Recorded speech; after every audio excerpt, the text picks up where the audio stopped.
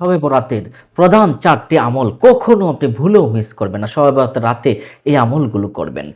এক নাম্বার যদি আমরা বলি, কওমু লাইলাহা, তোমরা রাতের বেলায় দাঁড়িয়ে যাও। রাসূল সাল্লাল্লাহু আলাইহি ওয়াসাল্লাম বলেছেন, এর মানে হলো বেশি বেশি করে নামাজ আদায় করতে হবে, রাতের বেলায় দাঁড়িয়ে দাঁড়িয়ে ইবাদত বন্দেগী করতে হবে। এটা রাসূল সাল্লাল্লাহু আলাইহি ওয়াসাল্লাম আমাদেরকে শিক্ষা দিয়েছেন। তাহলে রাতের বেলায় দাঁড়ানো মানে ইবাদত বন্দেগী করা মানে হলো বেশি বেশি করে নামাজ আদায় করা, কোরআন থেকে তেলাওয়াত করা, ক্ষমা প্রার্থনা করা। সুবহানাল্লাহ সুবহানাল্লাহ। তাহলে নামাজ পড়তে হবে, দু রাকাত করে যত রাকাত পড়তে পারেন আপনারা এই শবে বরাতের নামাজ আপনারা পড়ে নেবেন। স্বাভাবিক নফল নামাজ যেভাবে পড়েন সেভাবেই আপনারা পড়ে নেবেন।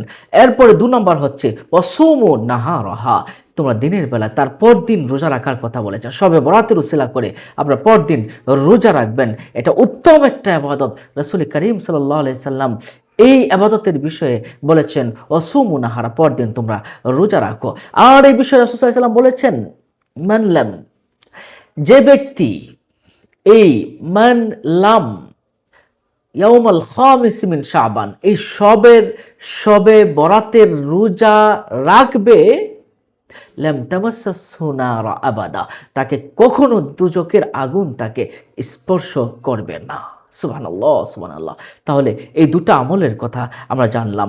3 নম্বর আমল হলো ক্ষমা প্রার্থনা করা, বেশি বেশি করে ইস্তেগফার পাঠ করা, বেশি বেশি করে ইস্তেগফার পাঠ করা। কারণ কি, আল্লাহ পাক রব্বুল আলামিন এত পরিমাণ মানুষকে আল্লাহ পাক ক্ষমা করবেন যে বনু কালব, রুবাই, মুদার নামক গোত্র আছে, ওদের চেয়েও বেশি পরিমাণ মানুষকে আল্লাহ পাক রব্বুল আলামিন, ওদের যে ছাগল বা মেষ ছিল, তাদের যতগুলো পশম আছে, সেই পশমের চেয়েও বেশি পরিমাণ মানুষকে আল্লাহ পাক রব্বুল আলামিন এই শবে বরাতের রাতে ক্ষমা করে দেন। তাহলে বোঝা গেল কি, বেশি বেশি করে আমাদেরকে ক্ষমা চাইতে হবে।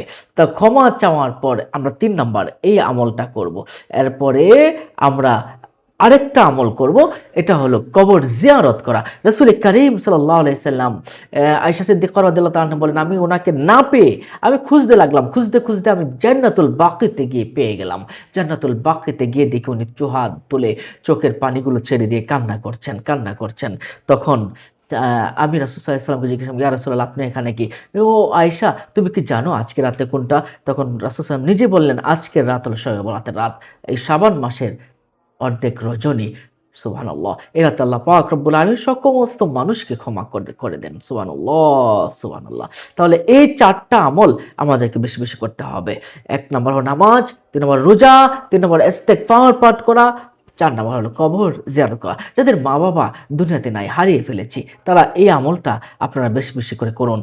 দান সদকা করুন, ইবাদত বন্দেগীর মাত্রা এই সময়টা মাঝে বাড়িয়ে দিন।